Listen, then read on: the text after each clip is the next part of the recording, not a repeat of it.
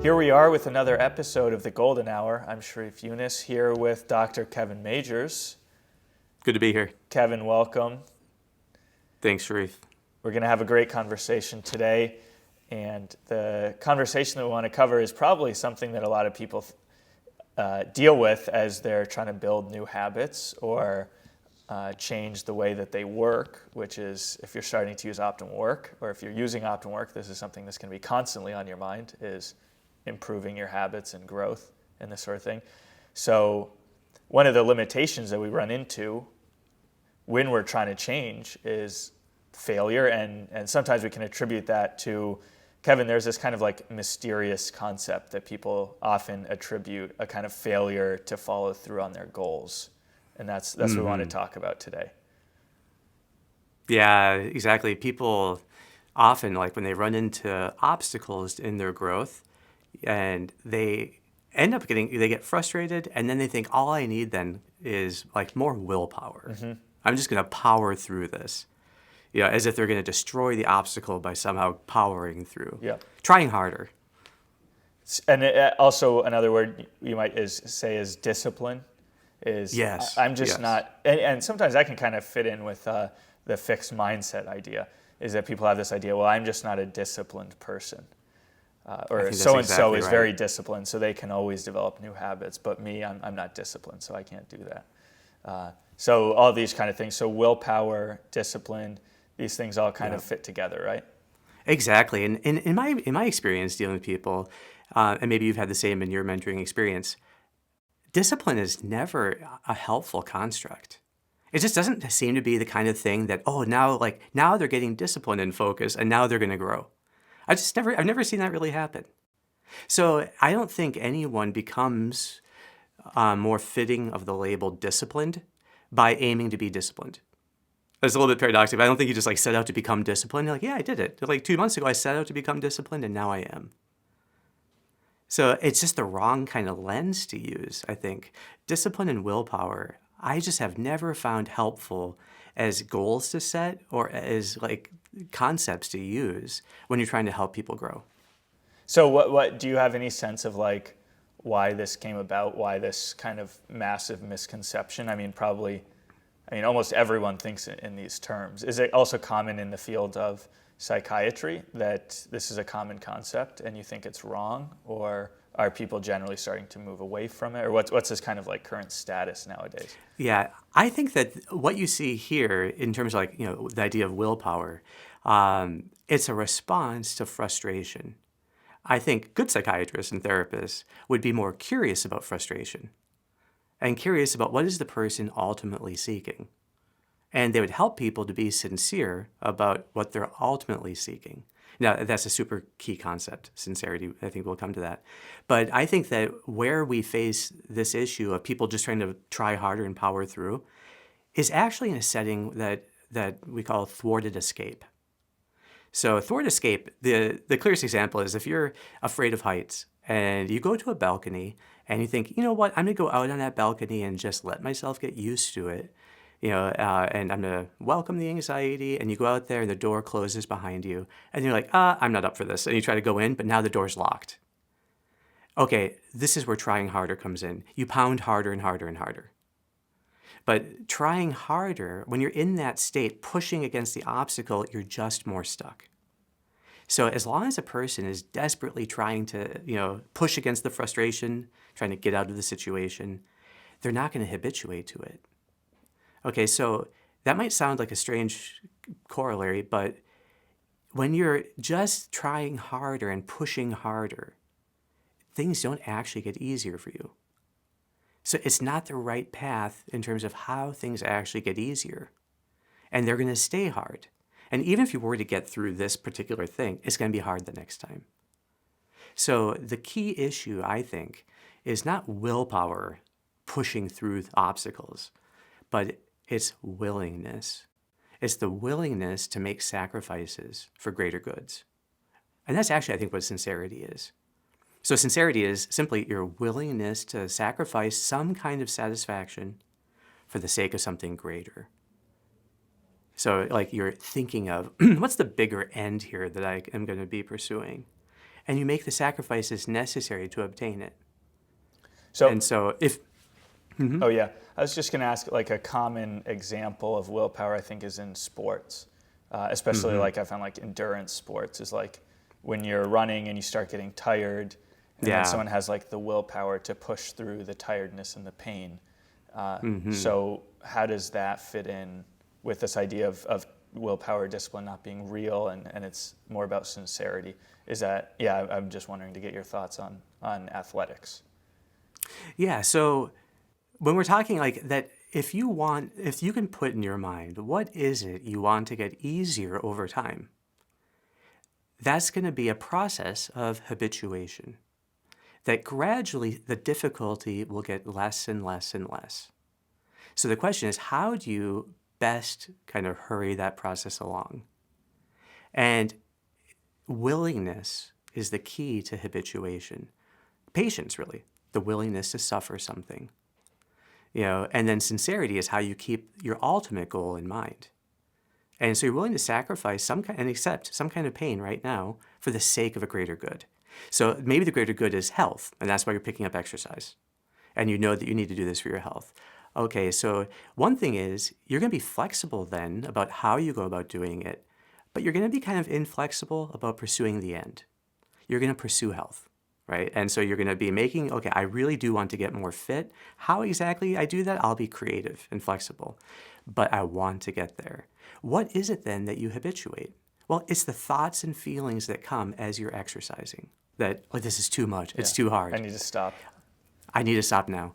Okay, so the best way then of habituating them is now, if you maintain your exercise, even with them present and just push through, that if they're not too bad, that actually could work because ultimately it's the external behavior that determines things. But the risk is you will in fact give up. And if people have trying harder as a normal approach to obstacles, they do end up giving up an awful lot. So the key to not giving up in the face of the difficulty is the willingness to welcome those obstacles when they come. So reframing them. So what that would look like with exercise is when you experience the thought, oh, it shouldn't be this hard, or it's too much, I have to stop. You should not just give in to them, right? Instead, you should welcome them as a signpost. They only occur when you're exercising really well. It means that this is actually a good workout and it's going to get you to your end, which is health, even faster. So, and then you can say, okay, I'm going to go, when you start exercising, just try to resolve, you pre-frame them as, I'm going to get those tired thoughts and it's just a good sign. And the more willing you are to feel them and welcome them as just a signpost at the maybe 80% mark, then it's easier. And it doesn't feel bad when they occur. It feels like a good thing. And so it doesn't create any internal turmoil or struggle that would actually threaten you finishing the run. I think that's like that in all things where people normally are pushing with discipline. What they really need to do is keep the end in mind and then welcome the things that are the obstacles. Be totally willing to make that sacrifice of momentary comfort for the greater good of the end. Are you saying that discipline is not a real concept? That actually what it boils down to is, or that it's just not helpful to rely on discipline? Yeah, so I think that discipline is not a reliable means of growing. Obviously, it sometimes works, but only if you are as long as you don't give in to the obstacles and give up along the way. But discipline doesn't really feel the same like perseverance does. Because persevering on a trajectory of growth means you've gotten totally willing to feel the discomfort and to see it as a good thing. And so you have to have that, and discipline doesn't reframe, and it doesn't help you to be mindful. It's just like the will. It's like a hypertrophied will, and that's what willpower is all about. This kind of will, all-conquering will. But even if that were true and it were actually possible, I don't think it'd be that admirable a quality because it wouldn't have intelligence in it. And so you need intelligence to help you to reframe it. Put this in the bigger picture. What are you really pursuing here? So if someone says they have a lack of discipline, I think it's more that they have a lack of sincerity. That sincerity is your willingness to suffer for the sake of that greater good. And there are times then when you're not willing to suffer. So being sincere, I don't think is completely captured by the idea of saying embarrassing things about yourself and being okay with that. I think that can be for kids, like a beginning for them learning how to be sincere. It's like, well, yeah, don't lie, and kind of say what needs to be said. But real sincerity is about your desires and how faithful are you being to the greater end you have in mind. And then being willing to sacrifice things to attain it. And so really, sincerity is like the willingness to sacrifice any kind of satisfaction or experience any kind of frustration for the sake of this greater good. So, okay, then can we then go through an example where this is something, so jumping out of bed, say, getting out of bed in the morning. Yeah. This would be something where if you're trying to pick up this new habit and you can't do it, you might be, the first thought might occur to you, okay, I'm not disciplined enough. Or each time you fail, I just wasn't disciplined enough. So that kind of leads to this kind of frustration, trying harder. But you're saying what's really happening, let me try and put it in my own words just to see if I'm getting it, is that what's actually happening is that the person actually does not want to get out of bed. That there's something that basically they want to sleep more than they want to get out of bed. So there's just a kind of lack of sincerity there. Is that what you're saying? Yeah, maybe they're just not seeing the whole context and the importance of it. Because some habits like that, it's hard to, in the very moment, like keep seeing the big context of growth here. So one does need, I think, to see something as like a good worth obtaining. But say someone had, like been totally convinced by our previous podcast on the 11 reasons to jump out of bed. And they're like, okay, I know I should do it. And I just don't have the willpower to do it. Well, then it's like, well, no, what is the person attached to? There's an attachment there to some satisfaction. And attaining this new level of habit formation, like growing in this way, if they agree that this is the way that they want to grow, well, then the only thing that would hold them back is the kind of attachment to a certain satisfaction. The feeling of waking up and being able to stay in bed. The staying in the warmth. I think this happens a lot when it gets cold, here in Cambridge. It gets cold in the winter, and then so sometimes it's harder for people to jump out of bed when it's the bed's warm and outside is cold. But whatever it is, it's the willingness to make that sacrifice of comfort for the sake of growing in this way. But always here, it's like, okay, you have to have the clear end in mind and see this is the means right now for best achieving it. And so if the end they have in mind is, I know that if I stay in bed, I just get started ruminating and worrying, and my day goes in a spiral from the get-go. Okay, then the end I want here is to have a better approach to embracing challenges along the way, and I just want to get started with the first challenge, which is jumping out of bed. Okay, then they have the right end and they have the right means. So I think it's like one thing is simply order. In fact, all these things like of any detail of living order, like keeping a schedule, it's like the kind of thing people want to do. Oh, it'd be great if I could keep a schedule, but I just don't have the discipline to do it. Well, no, it's that they haven't actually committed to be willing to sacrifice what's needed to actually live the schedule well. And what that means in particular is there's going to be a certain time when it's time to finish something and go to something else, and it's going to be frustrating. It's going to be a little bit, you're going to get restless. You have to be prepared to welcome that. And so gradually people learn to be prepared to welcome that sense of, unease and frustration as they let go of whatever they were working on and then commit to the next thing. And in each case, like a diet, people may not, be keeping up with their diet. They're like, oh, if I would have had more discipline. Well, no, it's that in those moments where you're tempted to break it, you have to really ask yourself, am I willing to make the sacrifice of this satisfaction for the greater good of my health or whatever it is they're doing? Yeah. I have another example just occurred to me as we were talking about this, but I think one common thing is kind of wanting to read or be more informed about something, or I would really love to know a lot about U.S. history or whatever it is, or but when it comes down to it, I actually don't do it. So it's kind of like I want to, but I don't really want to. So how does that kind of fit in? So then the question would be, what exactly is the sacrifice that you have to be willing to make in order to make that happen. Some other And with activity that I'm Yeah. doing right now. Yeah. And I think that in particular, it can happen like if you've been working super intensely in the daytime and now you have like 45 minutes at night, and this would be your window to do that, and then you're going to have the thought, I'm just too tired. But if you get in the habit of sacrificing that, like, I'm just going to veg out in some way, there's going to be a certain kind of pain that will happen as you pick up the history book.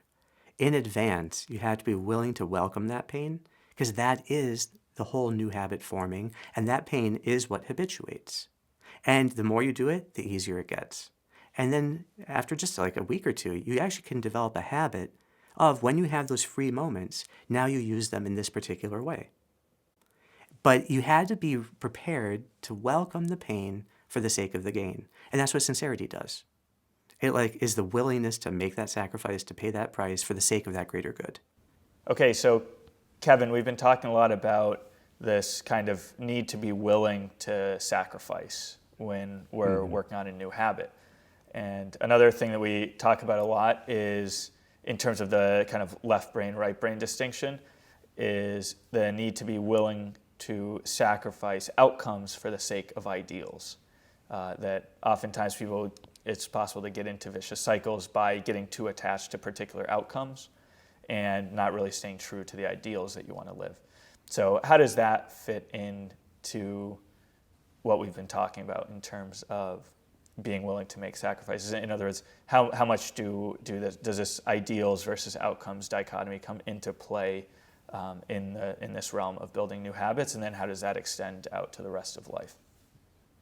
Yeah, I think it's perfect because the ideals and bonds, our bonds with other people, they are what make up meaningful intentions.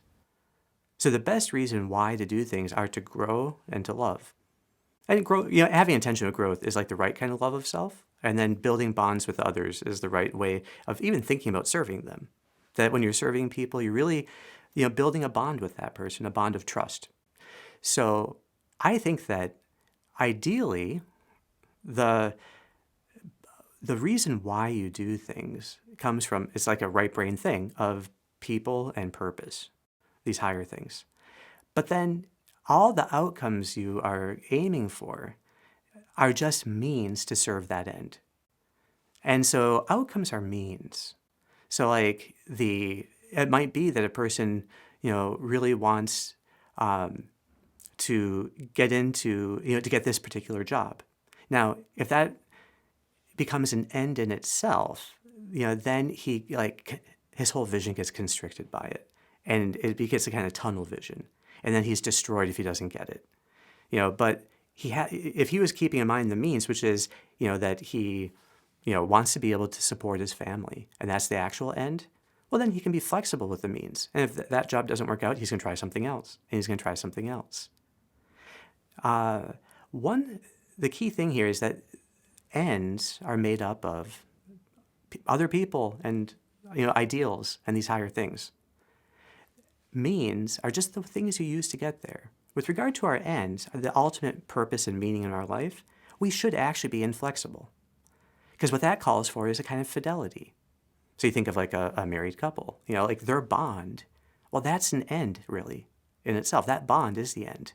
They should be inflexible, I would say, with regard to that bond if they're prioritizing their married life together. So that means everything else is just a means. Whatever they do, however they arrange to live together and work together, those are just different means. And so success in a job, or how much money they make, or what house they live in, all of those things are just like means, right? And so they need to be super flexible with regard to them and always prioritize the bond. And that's what sincerity means in the relationship, that you're prioritizing the bond. And so that means you're willing to let other things go. Sincerity makes us inflexible with the bond and totally flexible with everything else. So you're willing to sacrifice other things for the sake of the greater thing, which is the bond you have with this person. And that should be true in any friendship or good, solid relationship of trust.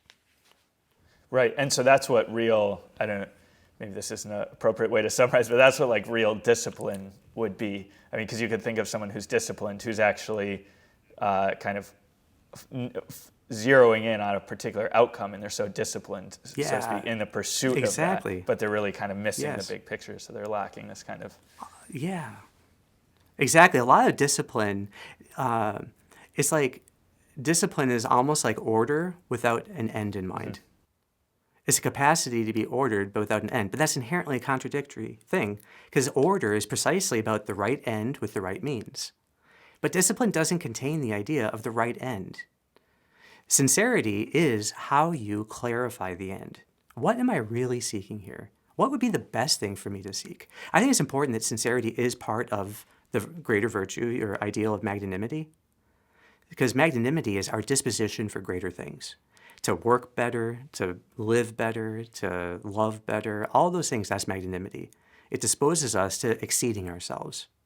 And sincerity is part of it.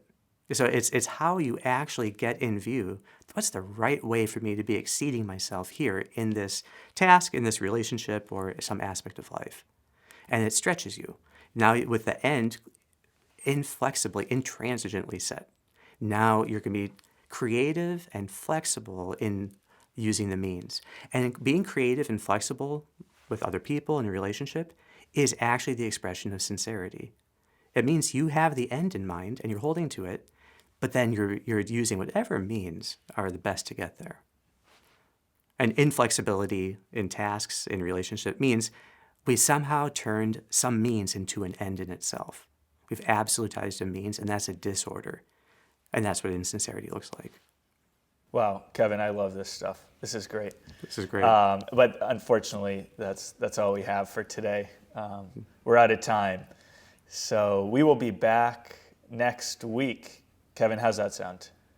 That sounds great. Okay. If people have any questions about these things or comments, we'd love to hear them. Absolutely. You can email us at admin@optimalwork.com or leave comments. Yeah. Awesome. Well, thanks so much, Kevin. We'll talk next week. Thanks, Sharif. Yes, take care. Bye.